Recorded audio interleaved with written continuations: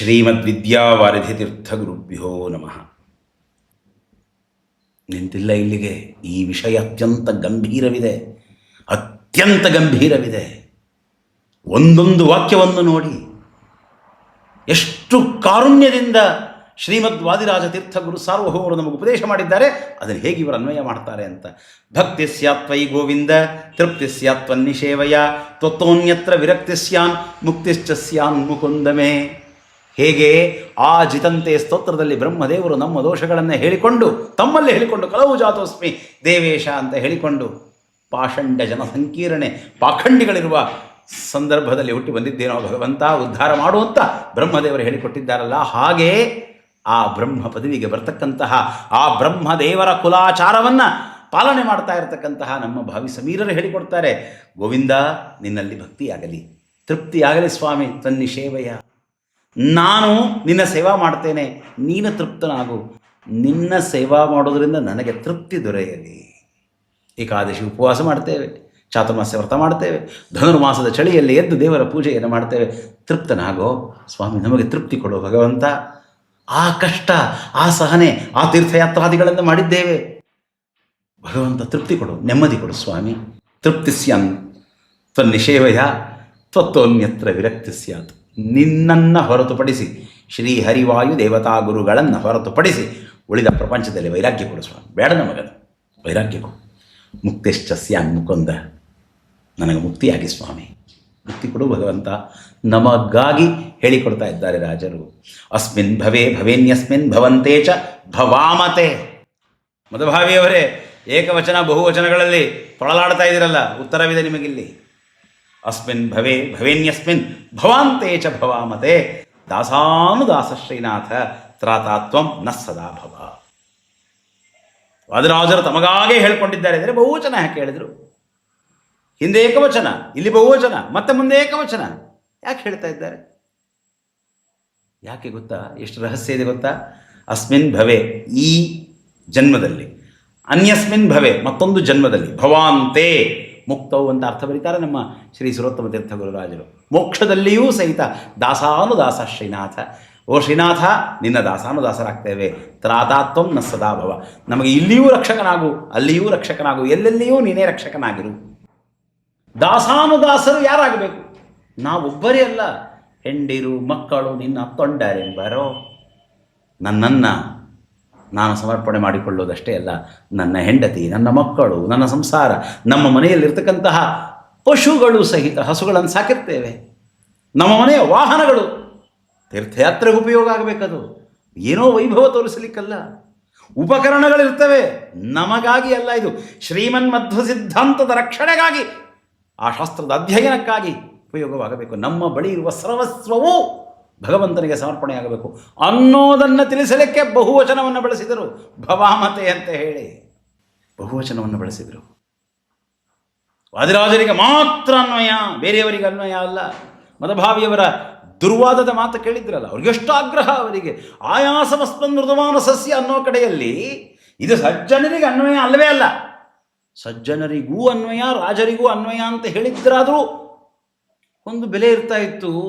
ಆ ವ್ಯಕ್ತಿ, ಆ ಮದಭಾವಿಯವರು ಇದು ಸಜ್ಜನರಿಗೆ ಅನ್ವಯ ಅಲ್ಲವೇ ಅಲ್ಲ, ಕೇವಲ ರಾಜರಿಗೆ ಅನ್ವಯ. ಎಂಥ ದುರಾಗ್ರಹ, ಎಂಥ ದ್ವೇಷ ಇದೆ ನೋಡಿ ಈ ಋಜುತ್ವ ವಿರೋಧಿಗಳಲ್ಲಿ ರಾಜರ ಬಗ್ಗೆ. ಇಷ್ಟು ಹೇಳಿ ತಮ್ಮ ಯುಕ್ತಿ ಮಲ್ಲಿಕೆಯನ್ನು ಆಧರಿಸಬೇಕು ಅಂತ ಸಜ್ಜನರಿಗೆ ಆದೇಶ ಮಾಡುತ್ತಾರೆ ರಾಜರು. ಯುಕ್ತಿ ಮಲ್ಲಿಕೆಯನ್ನು ಸಜ್ಜನರು ಆಧರಿಸಬೇಕು, ಇದನ್ನು ಸೇವಿಸಿರಿ ಅಂತ ಆದೇಶ ಮಾಡ್ತಾರೆ. ಯಾರಿಗೆ? ತಮಗೆ ತಾವು ಆದೇಶ ಮಾಡ್ಕೋತಾ ಇದ್ದಾರಾ? ಹೇಳ್ತಾರೆ ರಾಜರು, ಪದ್ಯಾಖ್ಯ ಸೂತ್ರಬದ್ಧೇಯಂ ಹೃದಯಾಸ್ಯಾಬ್ಯುಕ್ತಿ ಮಲ್ಲಿಕಾ ಪದ್ಮನಾಭಸ್ಯ ಮಧ್ವಸ್ಯ ವಿದ್ಯಾಯಾಶ್ಚ ಮನಃಪ್ರಿಯ. ಪದ್ಯಾಖ್ಯ ಸೂತ್ರಬದ್ಧೇಯಂ, ಬಹಳ ಮಹತ್ವದ ಮಾತು. ಶ್ರೀ ಸುರೋತ್ತಮ ತೀರ್ಥ ಗುರುರಾಜರು ವ್ಯಾಖ್ಯಾನವನ್ನು ಮಾಡ್ತಾರೆ.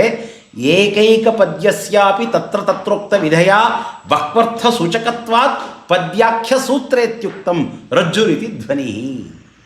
ಪದ್ಯಾಖ್ಯ ಸೂತ್ರಬದ್ಧೇಯಂ, ಈ ಯುಕ್ತಿ ಮಲ್ಲಿಕೆಯನ್ನು ನಾನು ಪದ್ಯಗಳೆಂಬಂತಹ ಸೂತ್ರದಲ್ಲಿ, ದಾರದಲ್ಲಿ ಕಟ್ಟಿದ್ದೇನೆ. ಯಾಕೆ ಹೇಳಿದರು ರಾಜರು ಈ ಮಾತನ್ನು ಅಂದರೆ, ನೋಡಿ, ಹೂವನ್ನು ಇಟ್ಟುಕೊಂಡಾಗ ಒಂದು ಹೂ ಕೈಯಲ್ಲಿ ಇಟ್ಕೊಳ್ಬಹುದು. ಅನೇಕ ಹೂಗಳನ್ನು ಒಂದೇ ಕಡೆಯಲ್ಲಿ ಕ್ರಮವಾಗಿ ಜೋಡಿಸಬೇಕಾದ್ರೆ ಅದಕ್ಕೊಂದು ಸೂತ್ರ ಬೇಕು. ನಾವು ಕೈಯಲ್ಲಿ ಹೂವನ್ನು ಹಿಡಿದ್ರೆ ಅದು ಕೈಯಲ್ಲಿ ಅಂಜಲಿಯಲ್ಲಿ ಹಿಡಿದಾಗತ್ತೆ, ಒಂದು ಗುಂಪಾಗತ್ತೆ ಅಷ್ಟೇ. ಕ್ರಮ ಇರೋದಿಲ್ಲ. ಕ್ರಮ ಬರಬೇಕಾದರೆ ನಾವು ದಾರದಲ್ಲಿ ಅದನ್ನು ಪೂಣಿಸಬೇಕು. ಪದ್ಯಾಖ್ಯ ಸೂತ್ರಬದ್ಧೇಯಂ, ಪದ್ಯವೆಂಬ ಸೂತ್ರದಲ್ಲಿ ಇದನ್ನು ನಾನು ಜೋಡಿಸಿದ್ದೇನೆ. ಯಾಕೆ? ಒಂದೇ ಪದ್ಯದಲ್ಲಿ ಅನೇಕ ಅರ್ಥವಿದೆ. ಬಹಳ ಮಹತ್ವದ ಮಾತು. ವಿದ್ಯಾ ದಾರಿದ್ರ್ಯ ದೋಷೇಣ ಅನ್ನೋದನ್ನು ಅರ್ಥ ಮಾಡ್ಕೊಳ್ಬೇಕಾದ್ರೆ ಒಂದು ಪದ್ಯದಲ್ಲಿ ಅನೇಕ ಅರ್ಥವನ್ನು ತುಂಬಿಸುವ ಸಾಮರ್ಥ್ಯ ಇರುವವರಿಗೆ ವಿದ್ಯಾ ದಾರಿದ್ರ್ಯ ಇದೆ ಅನ್ನಬೇಕಾ? ಒಂದು ಅಕೌಂಟ್ನಲ್ಲಿ ಕೋಟಿಗಟ್ಟಲೆ ಹಣ ಇಟ್ಟುಕೊಂಡಂತಹ ವ್ಯಕ್ತಿ ದರಿದ್ರನ? ಆ ತರಹದ ಸಾವಿರಾರು ಅಕೌಂಟ್ಗಳಿವೆ. ಒಂದು ಅಕೌಂಟಿನಲ್ಲೇ ಕೋಟಿಗಟ್ಟಲೆ ಹಣ, ಆ ತರಹದ ಸಾವಿರಾರು ಅಕೌಂಟು, ಒಂದು ಪದ್ಯದಲ್ಲೇ ಅನೇಕ ಅರ್ಥಗಳು, ಆ ತರಹದ ಸಾವಿರ ಸಂಖ್ಯೆಯ ಪದ್ಯಗಳನ್ನು ರಚನೆ ಮಾಡಿದ್ದಾರೆ ನಮ್ಮ ರಾಜರು. ವಿದ್ಯಾ ದರಿದ್ರ ಅನ್ನುವ ಶಬ್ದ ಹತ್ತಿರ ಆದರೂ ಬರಲಿಕ್ಕೆ ಸಾಧ್ಯವ? ಈ ಮಾಹುಲಿ ಆಚಾರ್ಯರ ದುರ್ವಾದದ ಪ್ರಕಾರ ರಾಜರಿಗೆ ವಿದ್ಯಾ ದಾರಿದ್ರ್ಯವಿದೆ ಅಂತ. ಪದ್ಯಾಖ್ಯ ಸೂತ್ರಬದ್ಧೇಯಂ ಹೃದಯ ಸ್ಯಾದ್ಯುಕ್ತಿ ಮಲ್ಲಿಕ. ಪದ್ಯವೆಂಬ ಸೂತ್ರದೊಳಗೆ ಅನೇಕ ಅರ್ಥಗರ್ಭಿತವಾದ ಪದ್ಯಗಳನ್ನು ರಚನೆ ಮಾಡಿದ್ದೇನೆ ಅಂತ ಅರ್ಥ. ಪದ್ಮನಾಭಸ್ಯ ಶ್ರೀಮನ್ನಾರಾಯಣನಿಗೆ ಪ್ರಿಯ, ಮಧ್ವಸ್ಯ ಈ ಕಲಿಯುಗದೊಳಗೆ ವೈಷ್ಣವ ಸಿದ್ಧಾಂತವನ್ನು ಪ್ರವರ್ತನ ಮಾಡಿದ ಶ್ರೀಮದಾನಂದ ತೀರ್ಥ ಭಗವತ್ಪಾದಾಚಾರ್ಯರಿಗಿದು ಸಮ್ಮತ. ಶ್ರೀಮದಾಚಾರ್ಯರು ಹೇಳಿದ ಮಾರ್ಗದಲ್ಲಿ ಇದು ರಚಿತವಾಗಿದೆ. ಮುಂದೆ ಈ ಮಾತು ಇನ್ನೂ ಸ್ಪಷ್ಟವಾಗ್ತದೆ. ಮಧ್ವಸ್ಯ ಶ್ರೀಮದಾನಂದ ತೀರ್ಥ ಭಗವತ್ಪಾದಾಚಾರ್ಯರಿಗಿದು ಸಮ್ಮತ. ವಿದ್ಯಾ ಯಾಶ್ಚ ಶಾರದಾ ದೇವ್ಯಾ ಅಂತ ಅರ್ಥ ಬರೀತಾರೆ. ಸರಸ್ವತೀ ದೇವಿಯರಿಗೆ ಮನಃಪ್ರಿಯ, ಮನಸ್ಸಿಗೆ ಪ್ರಿಯವಾಗಿದೆ ಇದು. ಇಷ್ಟು ಹೇಳಿ ಆದೇಶ ಮಾಡ್ತಾರೆ. ಹಯಗ್ರೀವ ಪದಾಂಭೋಜ ಮಧುಮತ್ತ ಮಧುವ್ರತೈ ಸದಾ ಸೇವ್ಯಾ ವಾದಿರಾಜ ರಚಿತ ಯುಕ್ತಿಮಲ್ಲಿಕಾ. ಯಾರು ಹಯಗ್ರೀವರ ಪದಕಮಲಗಳನ್ನು ಸೇವಿಸುವಂತಹ ಭೃಂಗಗಳಿದ್ದೀರಲ್ಲ ನೀವು, ದುಂಬಿಗಳು, ಈ ಯುಕ್ತಿ ಮಲ್ಲಿಕೆಯನ್ನು ಯಾವಾಗಲೂ ಸೇವಿಸಿರಿ. ಪರಮಾತ್ಮನ ಪದಾಂಬೋಜದಲ್ಲಿ ಸಮರ್ಪಿತವಾದ ಯುಕ್ತಿ ಮಲ್ಲಿಕೆ ಇದು. ದುಂಬಿ ಹೂವನ್ನು ಆಶ್ರಯಿಸ್ತದೆ. ಭ್ರಮರೈಹಿ ಅಮರೈಹಿ ಅರ್ಥ್ಯಂ. ಭ್ರಮರಗಳು ಈ ಕುಸುಮವನ್ನು ಆಶ್ರಯಿಸಬೇಕು. ಯಾವ ಕುಸುಮ? ಯುಕ್ತಿ ಮಲ್ಲಿಕೆ. ಈ ಯುಕ್ತಿ ಮಲ್ಲಿಕೆಯನ್ನು ನೀವು ಆಶ್ರಯಿಸಿ. ಸದಾ ಸೇವ್ಯ, ಇದನ್ನು ಬಿಟ್ಟು ಹೋಗಬೇಡಿ ನೀವು ಅಂತ ಆದೇಶ ಮಾಡ್ತಾರೆ. ಯುಕ್ತಿ ಮಲ್ಲಿಕೆಯನ್ನು ಆಶ್ರಯಿಸಿ ನೀವು. ನಮ್ಮ ಶ್ರೀಮಟ್ಟಿಕಾಕೃತ್ಪಾದರು ತತ್ವಪ್ರಕಾಶಿಕ ಶ್ರೀಮನ್ ನ್ಯಾಯಸುಧಾದಿಗಳಲ್ಲಿ ವಿಬುಧೈ ಸೇವ್ಯತಾಂ, ಇದನ್ನು ನೀವೆಲ್ಲರೂ ಸಹಿತ ಸೇವನ ಮಾಡಿ ಅಂತ ತೋರಿಸಿಕೊಟ್ಟಿದ್ದಾರಲ್ಲ, ಆ ಕ್ರಮ ಮಧ್ವ ಸಿದ್ಧಾಂತದ ಕ್ರಮ. ಇಷ್ಟು ಹೇಳಿ ಈ ದುರ್ವಾದಿಗಳ ದುರ್ವಾದದ ಶಿರಶ್ಛೇದ ಮಾಡುವ ಮಾತನ್ನು ಆಡ್ತಾರೆ ನಮ್ಮ ಶ್ರೀಮದ್ಭಾವಿ ಸಮೀರರು. ಮುಖ್ಯ ಪ್ರಾಣ ಪದವಿಗೆ ಬರತಕ್ಕಂತಹ ಸರಸ್ವತಿ ಭಾರತ್ಯಾದಿಗಳ ಏನು ಕಕ್ಷೆ ಇದೆ, ಆ ಕಕ್ಷೆಯ ಮೇಲ್ಭಾಗದ ಕಕ್ಷೆಯಲ್ಲಿರುವ ನಮ್ಮ ರುಜುಪುಂಗವರು ಮಾತನಾಡುವ ಮಾತನ್ನಾಡ್ತಾರೆ.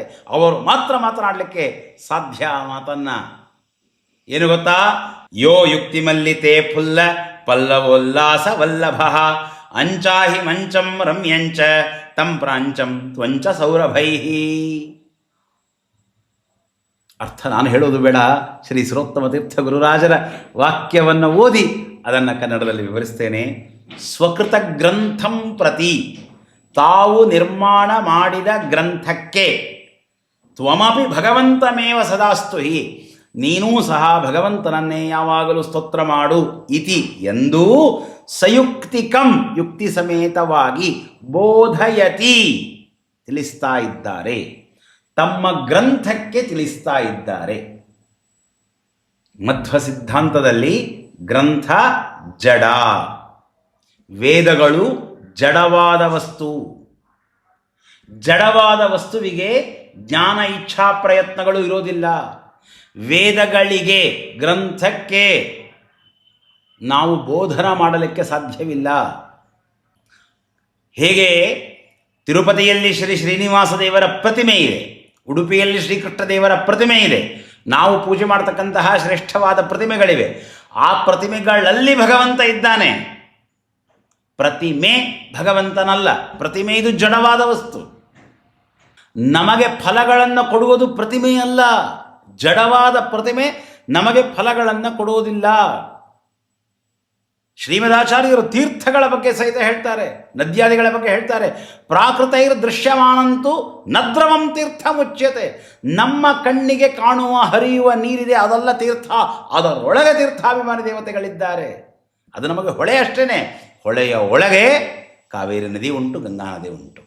ಆ ದೇವತೆಗಳಲ್ಲಿದ್ದಾರೆ. ಹಾಗೆ ಗ್ರಂಥ ಅದು ಜಡವಾದದ್ದು. ಜಡವಾದದ್ದಕ್ಕೆ ಬೋಧನ ಮಾಡಲಿಕ್ಕೆ ಸಾಧ್ಯವೋ? ಸಾಧ್ಯವಿಲ್ಲ. ಮೊದಲನೆಯ ವಿಷಯ. ಎರಡನೆಯ ವಿಷಯ, ರಾಜರು ಬೋಧನ ಮಾಡ್ತಾ ಇದ್ದಾರೆ. ರಾಜರಿಂದಲೇ ವಿದ್ಯೆಯನ್ನು ಪಡೆದಂತಹ, ರಾಜರ ಪೂರ್ವಾಶ್ರಮದ ಅನುಜರಾದಂತಹ ಮಹಾನುಭಾವರಾದ ಶ್ರೀಮತ್ ಸುರೋತ್ತಮ ತೀರ್ಥ ಗುರುರಾಜರು ಏನರ್ಥ ಬರಿತಾ ಇದ್ದಾರೆ? ಸ್ವಕೃತ ಗ್ರಂಥಂ ಪ್ರತಿ ತ್ವಮಪಿ ಭಗವಂತಮೇವ ಸದಾಸ್ತು ಹೀತಿ ಸಯುಕ್ತಿಕಂ ಬೋಧಯತಿ. ಸ್ವಕೃತ ಗ್ರಂಥಂ ಪ್ರತಿ ಬೋಧಯತಿ.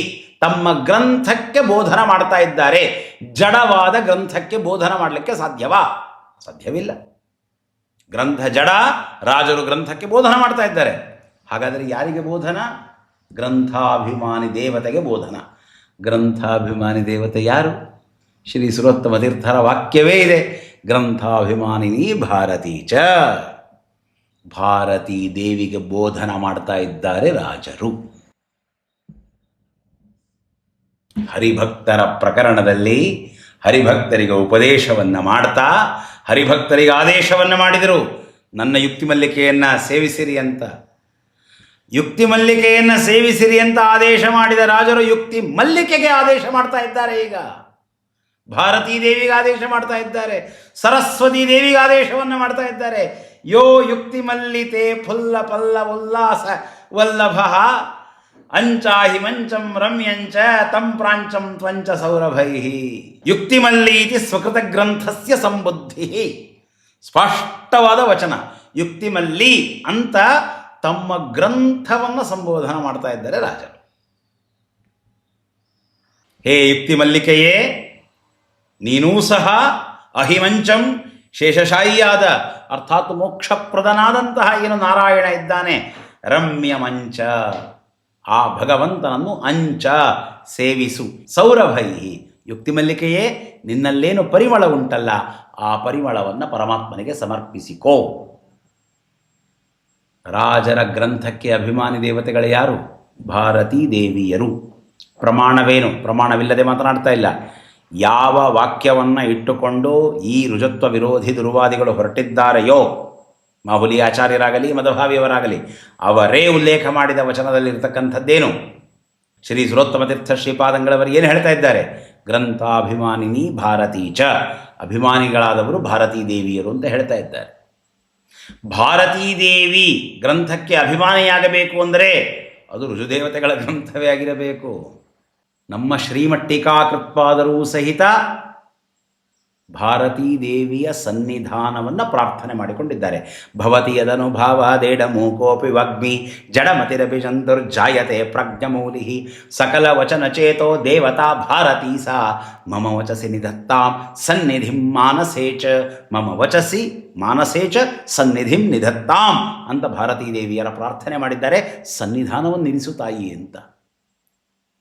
ರಾಜರ ಗ್ರಂಥಕ್ಕೆ ಅಭಿಮಾನಿನಿಗಳು ಯಾರು? ಭಾರತೀ ದೇವಿಯರು. ಟೀಕಾಕೃತ್ಪಾದರ ಗ್ರಂಥದಲ್ಲಿ ಭಾರತೀ ದೇವಿಯ ಸನ್ನಿಧಾನ.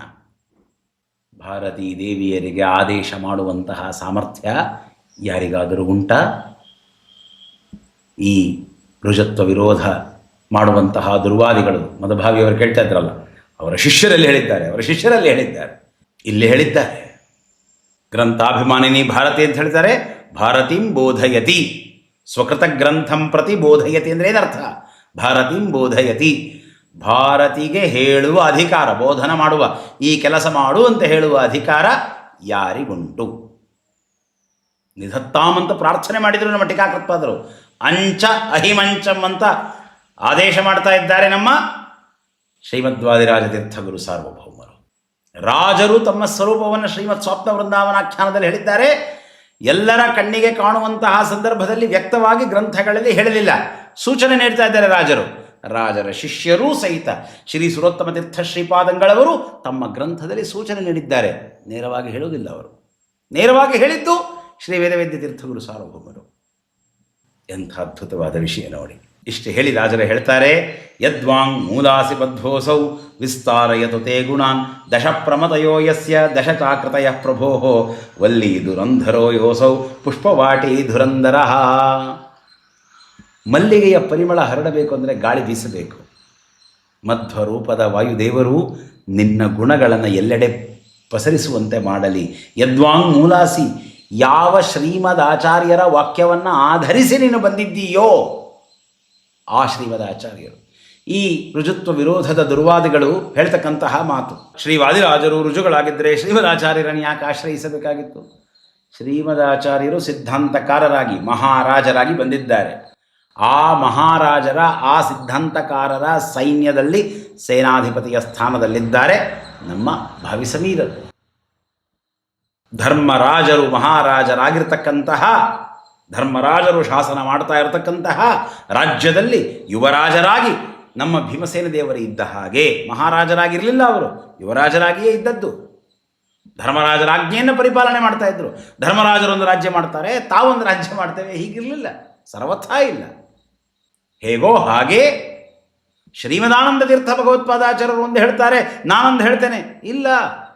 ಯಥಾಪೂರ್ವಮ ಕಲ್ಪಯತ್, ಬ್ರಹ್ಮದೇವರಂತಹ ಬ್ರಹ್ಮದೇವರು ಸೃಷ್ಟಿ ಮಾಡಬೇಕಾದರೆ ಹಿಂದಿನ ಬ್ರಹ್ಮಕಲ್ಪದಲ್ಲಿ ಯಾವ ಬ್ರಹ್ಮದೇವರು ಈಗ ಸೃಷ್ಟಿಯಲ್ಲೇ ಇಲ್ಲ, ಮೋಕ್ಷದಲ್ಲಿದ್ದಾರೆ, ಅಂತಹ ಬ್ರಹ್ಮದೇವರು ಹಿಂದಿನ ಬ್ರಹ್ಮಕಲ್ಪದಲ್ಲಿ ಯಾವ ರೀತಿಯಾಗಿ ಸೃಷ್ಟಿ ಮಾಡಿದ್ದಾರೆ ಅನ್ನುವುದನ್ನು ತಿಳಿದುಕೊಂಡು ಆನಂತರ ಸೃಷ್ಟಿಯನ್ನು ಮಾಡ್ತಾರೆ. ಅದೇ ರೀತಿ ಸೃಷ್ಟಿ ಮಾಡ್ತಾರೆ. ಹಾಗೇ ಶ್ರೀಮದಾನಂದ ತೀರ್ಥ ಭಗವತ್ಪಾದಾಚಾರ್ಯರು ಏನೊಂದು ಸಿದ್ಧಾಂತದ ಕ್ರಮ, ಪರಮಾತ್ಮನಿಗೆ ಅತ್ಯಂತ ಪ್ರಿಯವಾದ ಕ್ರಮವನ್ನು ತೋರಿಸಿಕೊಟ್ಟಿದ್ದಾರೋ ಅದೇ ಕ್ರಮವನ್ನು ರಾಜರು ಅನುಸರಿಸ್ತಾ ಇದ್ದಾರೆ. ಮತ್ತೊಂದನ್ನು ಹೇಳಲಿಕ್ಕೆ ಬಂದಿಲ್ಲೇ ಇಲ್ಲಿ. ಅಲ್ಲಿ ಶ್ರೀಮದ್ ಆನಂದ ತೀರ್ಥ ಭಗವತ್ಪಾದಾಚಾರ್ಯರಿಗೆ ನಾನು ಸಮಾನನಾಗಿದ್ದೇನೆ, ಹೀಗಾಗಿ ಅವರೊಂದು ಹೇಳಿದ್ದಾರೆ ನಾನೊಂದು ಹೇಳ್ತೇನೆ, ಈ ತರಹದ ಪದ್ಧತಿ ಇಲ್ಲ. ಶ್ರೀಮದಾನಂದ ತೀರ್ಥ ಭಗವತ್ಪಾದಾಚಾರ್ಯರಿಗೆ ನಾನು ಸಮಾನನಾದರೂ ಶ್ರೀಮದಾಚಾರ್ಯರು ಮಹಾರಾಜ, ನಾನು ಸೇನಾಧಿಪತಿ ಅಂತ ಹೇಳಿ ಆ ಕ್ರಮದಲ್ಲಿಯೇ ತತ್ವದ ನಿರೂಪಣೆ ಮಾಡ್ತಾ ಇದ್ದಾರೆ ನಮ್ಮ ರಾಜರು. ಯದ್ವಾಂಗ್ ಮೂಲಾಸಿ, ಶ್ರೀಮದಾಚಾರ್ಯರ ವಾಕ್ಯವನ್ನು ಆಶ್ರಯಿಸಿಕೊಂಡು ನೀನು ಬಂದಿದ್ದಿ ಯುಕ್ತಿ ಮಲ್ಲಿಕೆ. ಅರ್ಥಾತ್ ಶ್ರೀಮದಾಚಾರ್ಯರ ವಾಕ್ಯಗಳೇ ಬೇರು ಈ ಯುಕ್ತಿ ಮಲ್ಲಿಕೆಗೆ. ವಿಸ್ತಾರಯತು ತೇ ಗುಣಾನ್, ಆ ಶ್ರೀಮದ್ ಆಚಾರ್ಯರೇ ನಿನ್ನ ಗುಣಗಳ ವಿಸ್ತಾರವನ್ನು ಮಾಡಲಿ. ಅವರೇ ವಲ್ಲಿ ಧುರಂಧರರು, ಅವರೇ ಪುಷ್ಪವಾಟಿ ಧುರಂಧರರು. ಈ ಶ್ರೀಮದ್ ಆನಂದ ತೀರ್ಥ ಭಗವತ್ಪಾದಾಚಾರ್ಯರ ಸಿದ್ಧಾಂತದ ತೋಟವಿದೆಯಲ್ಲ, ಆ ತೋಟದ ಮಾಲಿ ನಮ್ಮ ಶ್ರೀಮದಾಚಾರ್ಯರು. ಉಳಿದವರೆಲ್ಲ ಅವರು ಹೇಳಿದಂತೆ ಕೇಳುವಂತಹವರು. ಅವರು ನಿನ್ನ ಮೇಲೆ ಅನುಗ್ರಹವನ್ನು ಮಾಡಲಿ. ಬೀಜಾವಾಪಃ ಪ್ರರೋಹಶ್ಚ ಪಲ್ಲವ ಪ್ರಸವಾನಿ ಚ ಯತ್ಪ್ರಬಂಧ ಪ್ರಚಾರಶ್ಚ ವಿದ್ವನ್ ಮಧ್ವಸ್ಯ ಶಕ್ತಿತಃ.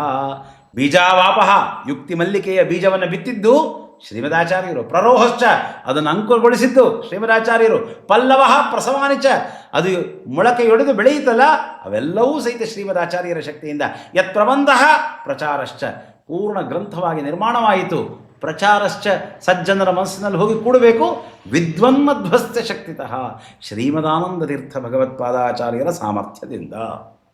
ಅರ್ಥಾತ್ ಮಧ್ವ ಸಿದ್ಧಾಂತಾನುಸಾರಿಯಾಗಿದೆ ನಮ್ಮ ಯುಕ್ತಿ ಮಲ್ಲಿಕೆ. ನಾಸ್ಮದುಕ್ತಿ ಸದೃಶಂ ಹಿತ ರೂಪಂ ಅಂತ ಆಚಾರ್ಯರು ಹೇಳಿದ್ದಾರೆ. ನಮಗೆ ಮೋಕ್ಷ ಕೊಡೋದು ಯಾವುದು? ಶ್ರೀಮದಾಚಾರ್ಯರ ಗ್ರಂಥಗಳು. ಆ ಶ್ರೀಮದಾಚಾರ್ಯರ ಗ್ರಂಥಕ್ಕೆ ಅನುಸಾರಿಯಾದ ಗ್ರಂಥಗಳು ಮಾತ್ರ ನಮಗೆ ಬೇಕು. ಆಚಾರ್ಯರ ಗ್ರಂಥಕ್ಕೆ ಅರ್ಥ ಹೇಳ್ತೇವೆ ಅಂತ ಬಂದು ಅಪಾರ್ಥವನ್ನು ಹೇಳುವ ಜನ ಇದ್ದಾರಲ್ಲ, ಆ ಜನರ ಗ್ರಂಥಗಳನ್ನು ಆಶ್ರಯಿಸಬಾರದು.